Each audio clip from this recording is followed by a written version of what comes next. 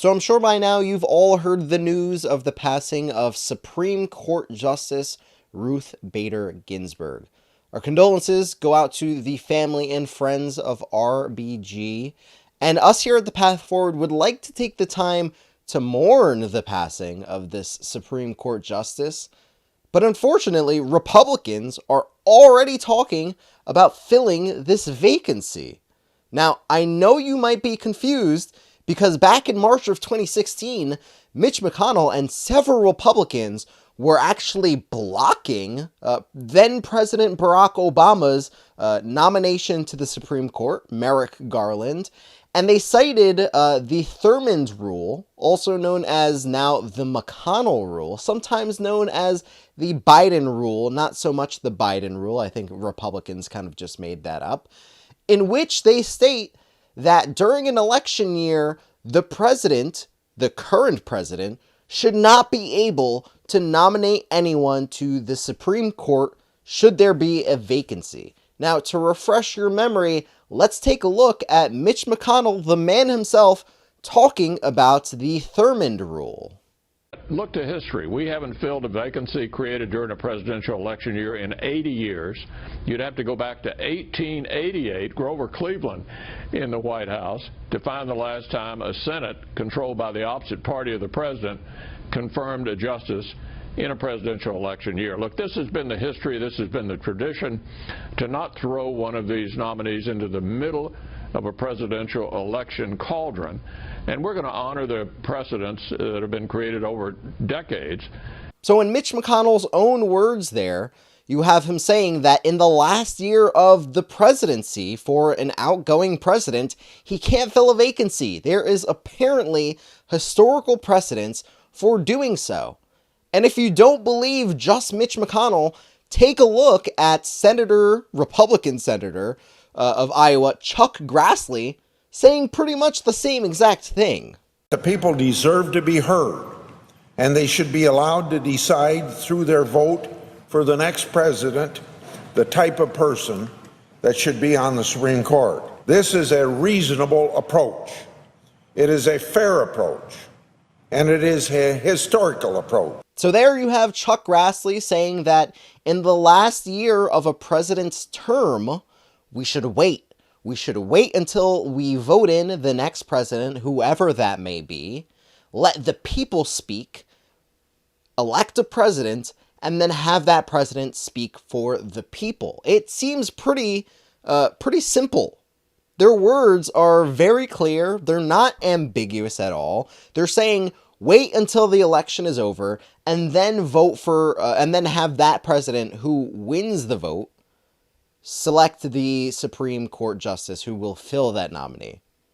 But perhaps the funniest clip of them all, you have Senator Lindsey Graham of South Carolina, and his words really speak for himself here.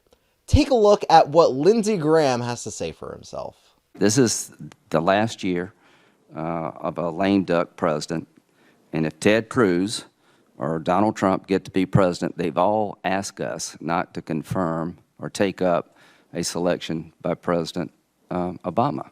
So if a vacancy occurs in their last year of their first term, guess what?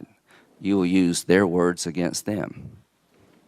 I want you to use my words against me. If there's a Republican president in 2016 and a vacancy occurs in the last year of the first term, you can say, Lindsey Graham said, let's let the next president, whoever it might be, make that nomination, and you could use my words against me, and you'd be absolutely. So in Lindsey Graham's own words there, he states that if there's a Republican president in 2016, and in the last year of the first term of that president, there just so happens to be a Supreme Court vacancy, let the next president decide. And then he adds on there that we can use Lindsey Graham's own words against him in that year. Well, here we are, Lindsey Graham. We're using the words that you said yourself here in 2020 against you. So here you have three prominent Republicans Republican senators. And here we are in a scenario that very closely resembles what happened in 2016. But what are the Republicans doing? You have Mitch McConnell coming out with a statement 45 days until the election saying that the president's nominee will get a vote on the Senate floor.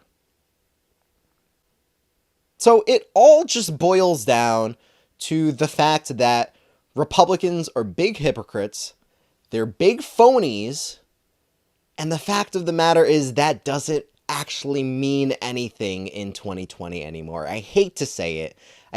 As much as I love to expose the lies and the hypocrisy of all of these senators, they have the majority in the Senate. So there's nothing that anyone can do to stop them. There's nothing. We can fight, we can protest. That's great, and that's a good thing to do, and you should do it. But just look at what they did in 2016. The same thing is going to happen in 2020. They're going to jam that Supreme Court nominee through without a second thought. This will probably be the quickest Supreme Court nomination in history. I don't know with the current record. I just have a feeling it'll be the quickest in history. So keep on fighting. Let your voice heard, because that doesn't mean nothing. It just means in this particular scenario, it's not going to stop them. But that doesn't mean you stop fighting.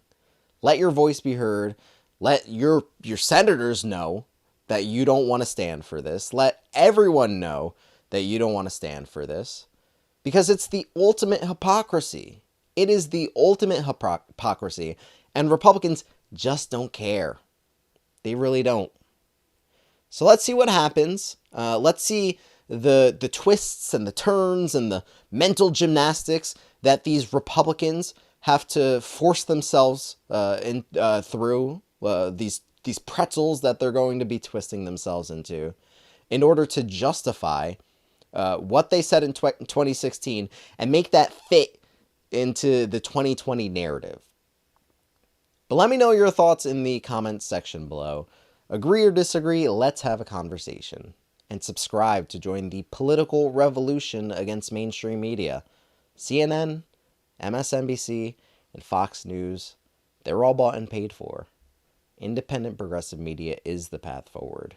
Thanks for watching, and we'll see you next time.